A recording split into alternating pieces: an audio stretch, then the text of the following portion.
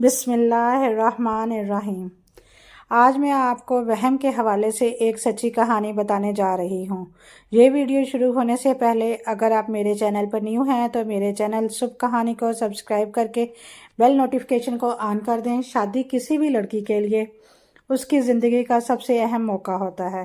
ہر لڑکی کے دل میں نئی زندگی کے حوالے سے نت نئے ارمان اور سہانے سپنے سجے ہوتے ہیں، لیکن دوسری جانب ایک ڈر بھی ہوتا ہے کہ نہ جانے اس کے نصیب میں کیا لکھا ہے۔ میری منگنی میرے تیازات سے ان دنوں ہو گئی تھی جب میں ابھی 9 برس کی تھی۔ جن دنوں گھر میں میری شادی کی تیاریاں ہو رہی تھی، میں بھی کچھ متضاد جذبات کا شکار تھی۔ والدین مجھے جہیز نہیں دے سکتے تھے۔ اس پر میرے تایا ابو نے کہا، اول تو جہیز کی ضرورت نہیں، اور اگر کسی چیز کی ضرورت ہوگی تو ہم خود بنا دیں گے، بس آپ شادی کی تیاریاں کریں۔ تایا ابو شہر سے گاؤں شفٹ ہو گئے تھے اور عرصے تک میں اپنے منگیتر سے نہ مل سکی تھی۔ اکثر سوچا کرتی تھی کہ نہ جانے اب کمر کیسے ہوں گے، شکل و صورت کیسی ہوگی، قد بھی اونچا لمبا ہو گیا ہوگا، مدت بعد دیکھوں گی تو شرم آئے گی، دل کی دھڑکن تیز ہو جائے گی، شاید کہ بات بھی نہ کر پاؤں گی۔ بس ایسے ہی تصورات میں گم رہتی تھی۔ جب میں نے کالج میں داخلہ لیا تو تایا ابو مجھے بیاہنے آ گئے۔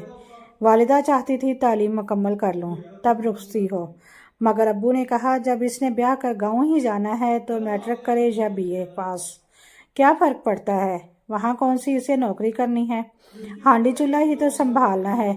گاؤں میں تایا کو چند ایکڑ زمین الاٹ ہو گئی تھی۔ وہ بہت محنتی تھے، خود کاشتکاری کرتے تھے، لہٰذا تھوڑی سی زمین سے بھی خوشحال ہو گئے۔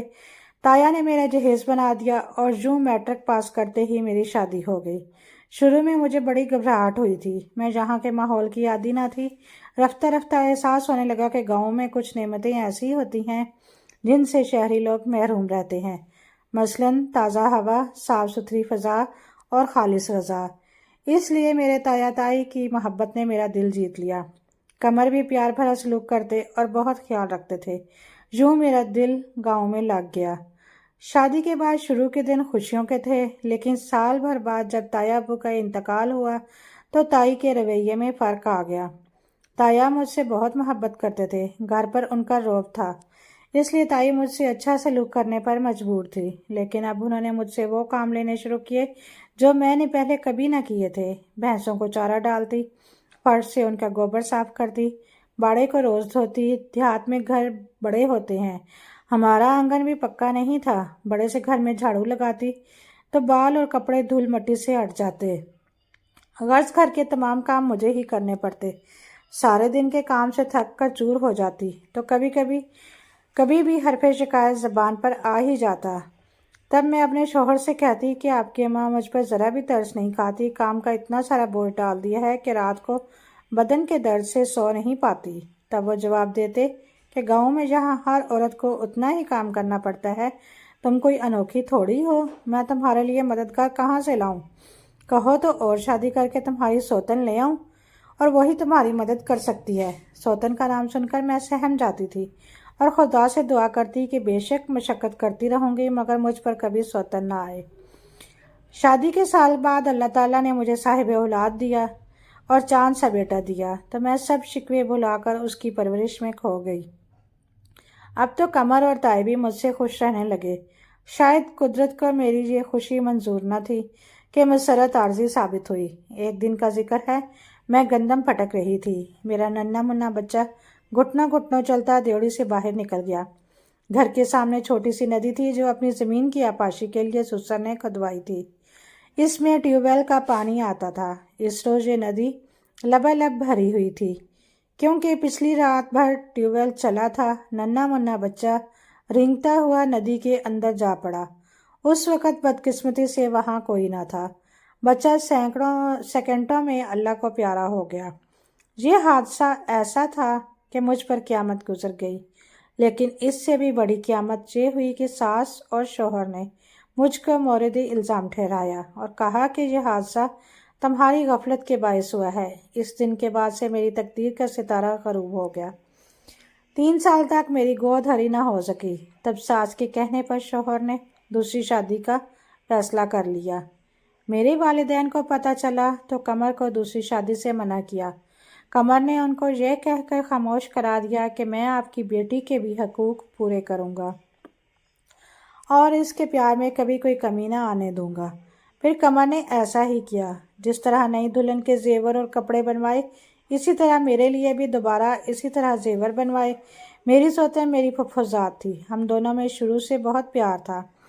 वह मेरी सौतन बनकर घर में आ गई तो मैंने उससे कोई झगड़ा ना किया। चूँकि शौहर हम दोनों से एक सा सलूक रखता था, तभी मैंने उसे कबूल कर लिया और हम बहनों की तरह रहने लगी। मेरी सौतन शुरू से ही दुबली पतली और नाजुक इंदाम थी। जब उस पर मेरी तरह घर का बोझ पड़ा तो वह बीमार रहने लगी। जल्द ही ये हकीकत सामने आ गई कि वो टीबी के मर्ज में मुब्तला है। उसे मुसलसल बुखार रहने लगा था।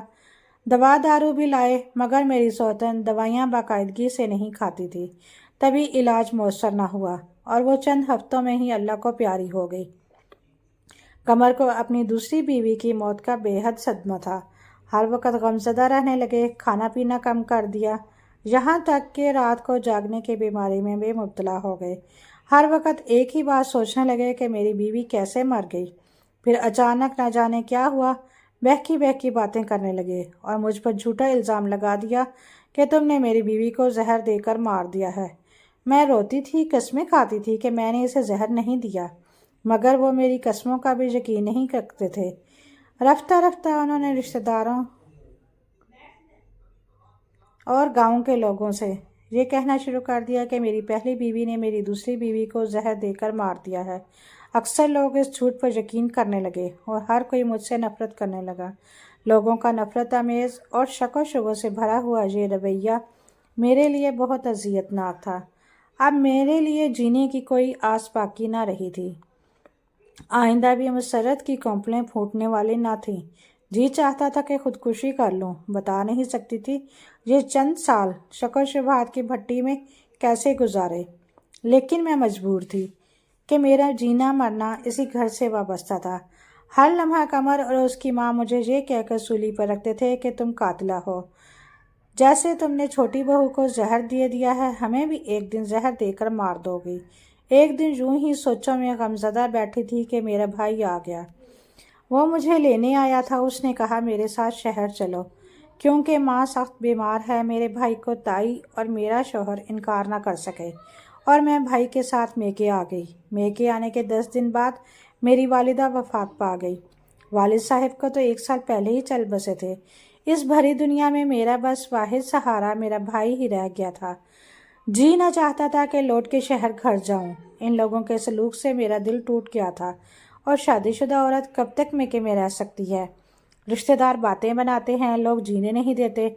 भाई को भी आसपास वाले यही कहते थे कि तुमने क्यों ब्याहता बहन को रोक रखा है।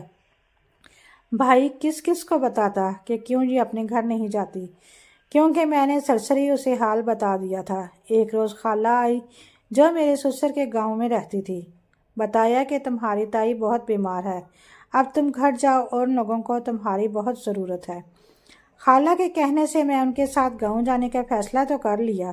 जब हम वहां पहुंचे, मैंने खाला से कहा, आप पहले मेरे ससुराल जाकर इत्तला करें कि मैं यहाँ आ गई हूँ, ताकि कमर आकर मुझे ले जाएं। मैं उन लोगों के रवैये देखना चाहती हूँ। खाला ने कमर को बताया कि तुम्हारी बीवी मेरे साथ आ गई है, मेरे घर से आकर उसे ले जाओ। उसने जवाब दिया, हरगिज़ नहीं, मुझे अब इस पर एतबार नहीं रहा। उसने मेरी बेगम को भी जहर दिया था, मुझे और मेरी माँ को भी जहर देकर मार देगी। हरगिज़ मैं उसे अपने पास ना रखूँगा और तीसरी शादी करूँगा। खाला ने आकर बताया, बेटी अब तेरी भलाई इसी में है कि तू इनके पास ना रहे। तेरे शौहर का दिमाग चल गया है, उसे वहम की बीमारी हो गई है। लगता है उसकी दूसरी बीवी की मोहब्बत उसके दिल में बहुत गहरी थी। अब उसकी जुदाई के सदमे में वो अपने हवास खो बैठा है। ऐसा ना हो कि वो तुझे कोई नुकसान पहुंचा दे। खैर खाला ने मुझे अपने घर में रख लिया। बोली, जब तक कोई हल नहीं निकलता तुम मेरे पास रहो। मैं इनके घर में रहने लगी। कमर ने गांव की एक औरत से निकाह कर लिया, क्योंकि माँ की तीमारदारी और घर में कामकाज और खाना वगैरह पकाने की इन लोगों को परेशानी थी। निकाह के फ़ौरन बाद कमर ने मुझे तलाक दे दी, तो हालांकि देवर ने दबाव डाला कि मेरी शादी उसके साथ हो जाए। वो गवार सा शख्स था, कोई भी काम नहीं करता था, इसलिए उसकी बीवी उसे छोड़कर चली गई थी। सुनने में आया था कि वो अपनी बीवी को मारता पीटता भी था। जब मैंने इनकार कर दिया तो खालू ने मुझे अपने घर मजीद रखने से इनकार कर दिया। तभी खाला ने मेरे भाई को बुलवाया कि आकर अपनी बहन को ले जाओ। मेरा भाई मुझे लेने आया तो मैं उसके हमरा चली गई, लेकिन भाभी ने मुझे बहुत बुरा जाना। वो रोज़ मेरे भाई से उलझती कि इसको क्यों लेकर आए हो, क्या उम्र भर ये हमारे गले पड़ी रहेगी। बिला आखिर एक दिन ऐसा आया कि भाभी ने शौहर से कह दिया, इस घर में या तो तुम्हारी बहन रहेगी या मैं रहूँगी। या अल्लाह, मैं कहाँ जाऊँ, सोच सोच कर नींद जान हो गई। आखिरकार भाई ने यही हल निकाला कि किसी शरीफ आदमी से मेरा निकाह कर दिया जाए। भाई का एक दोस्त अरसे से तन्हाई की ज़िंदगी बसर कर रहा था। बीवी एक बच्ची छोड़कर फौत हो गई थी। भाई ने मुझे उसके साथ निकाह पर कायल किया। मैंने भी हालात को देखते हुए भाई की बात मान ली। यूँ मेरा निकाह काशिफ से हो गया और मैं उनके घर चली गई। काशिफ की मासूम बच्ची 7 बरस से माँ को प्यार को तरस रही थी। उसे माँ का प्यार दिया तो काशिफ के दिल में भी मेरी कदर मंजिलत बढ़ गई। वो वाकई एक शरीफ इंसान था। उसने खुश रखने की हर तरह कोशिश की। जिंदगी में पहली बार मैंने सुख का सांस लिया। इधर कमर की तीसरी बीवी को बहुत जल्द एहसास हो गया कि ये शख्स वहम की बीमारी का शिकार है, नॉर्मल आदमी नहीं है। ताई के सहारे इस औरत ने बमुश्किल 4 माह निकाले, फिर मेके चली गई। उसने तलाक का मुतालबा कर दिया क्योंकि कमर की अजीबोगरीब बातों से वह हद दर्जे दहशतज़दा हो गई थी। बरादरी के दबाव से बिला आखिर उसे तलाक देनी पड़ी। अकेलेपन से कमर की हालत और ज़्यादा ख़राब होने लगी। अब वो मुझे याद करके रोता था और मेरे भाई के पास आकर कहता था कि तुमने मेरी बीवी को कहाँ गायब किया है, उसे वापस लाओ। ज़रूर तुमने उसे जहर दे दिया होगा। इन दिनों गाँव में मैं तो ज़हनी अमराज के बारे में जानकारी न थी और ना ही वहम के मरीज़ को लोग मरीज़ समझते थे। कोई नहीं जानता था कि वहम की ये बीमारी बढ़ते बढ़ते कमर को पागलपन की हद तक ले जाएगी। तन्हाई तो यूं भी उसे ऐसे लोगों के लिए जहर कातिल होती है। जब मेरी ताई जिंदा ना रही और तीसरी बीवी भी चली गई तो सुनसान घर कमर को खाने और डराने लगा। वो दहशतज़दा होते हुए रातों को उठकर घर से निकल जाता और इधर उधर मारा फिरता। ना कपड़ों का होश रहा था, ना ही खाने पीने का। गांव के लोग जब कभी शहर आते तो भाई को उसके हालात बताते, तब हम लोगों को अफसोस होता। बेशक इससे मेरा समाजी रिश्ता टूट चुका था, लेकिन खून का रिश्ता तो बाकी था। वो हमारा तायाजाद जो था। सच है, पागल का गम खुद उसे नहीं होता, मगर दूसरे ज़रूर उसका गम खाते हैं। मैं अपने शौहर काशिफ के सामने कमर का नाम नहीं लेती, लेकिन जब भाई तन्हा होता तो ज़रूर उसे कहती, मेरे भाई तुम जाकर उसकी खबर तो लो, आखिर वो हमारा तायाजाद है, अगर कोई दूसरा भी उसकी खबरगिरी करने वाला नहीं है। मैंने इस रात इस हाल में हाँ तो कही। कमर ने खौफजदा होकर कहा, तुमने मेरी बीवी को कहाँ गायब किया? तुमने इसे जहर देकर मार दिया, अब मुझे भी मारने आए हो। लेकिन याद रखना, तुम मुझे ना पकड़ सकोगे। मैं तुम्हारे हाथ कभी नहीं आऊँगा, दूर रहो मुझसे। फिर ये कहते हुए उसने नहर में छलांग लगा दी। मेरा भाई तो बस देखता ही रह गया। नहर बड़ी गहरी थी और किनारों तक पानी से लबरेज थी। एक ही पल में कमर का जिस्म नज़रों से ओझल हो गया। भाई कुछ भी न कर पाया। जब शहर आकर उसने मुझे ये खबर सुनाई तो मैं सन्नाटे में रह गई। आंखों से आंसू जारी हो गए। खुद को मुजरिम समझने लगी कि काश मैं उसकी ज़हनी बीमारी को समझ सकती तो कभी तना छोड़कर ना आती। जानती ना थी कि तन्हाई उसका साथ ना देगी, लेकिन जब तक इंसान को तूफान की समझ आती है, किनारा दूर हो चुका होता है। मैं भी खुद को बीच मैदान में समझती रही, जबकि दरअसल बीच मैदान में तो कमर थे, जिनको बिलाखिर सोचों के गर्दाब ने निगल लिया। इस वक्त इन्हें किसी हमदर्द और गमगुसार की ज़रूरत थी, लेकिन जब तक मुझे इस बात का एहसास हुआ उस वक्त तक बहुत देर हो चुकी थी। आज भी गाँव के लोगों को ज़हनी बीमारियों का कोई पता नहीं। ऐसे मरीजों को वो पीरों फकीरों के पास या दरबारों पर ले जाते हैं। उनका ख्याल होता है कि इन पर जितने बुतों का साया हो गया है। ऐ काश कोई उनको ये पहचान कराए कि ऐसे लोग नफरत के नहीं, हमदर्दी और इलाज के मुस्तहिक होते हैं। काश हमारे देहातों और गाँवों में भी ऐसे शिफाखाने खोले जाएं जहां ज़हनी अमराज के माहिर मौजूद हों, क्योंकि देहातों में इस किस्म के लोग, ख़ास तौर पर औरतें, ज़्यादा ज़हनी अमराज का शिकार होती हैं, जिन पर जाली जिन निकालने के चक्कर में इस कदर तशद्दुद करते हैं कि बाज़ औक़ात उनकी जान भी चली जाती है। सच है कि वहम एक बहुत बुरी बीमारी है जो जानलेवा भी साबित हो सकती है।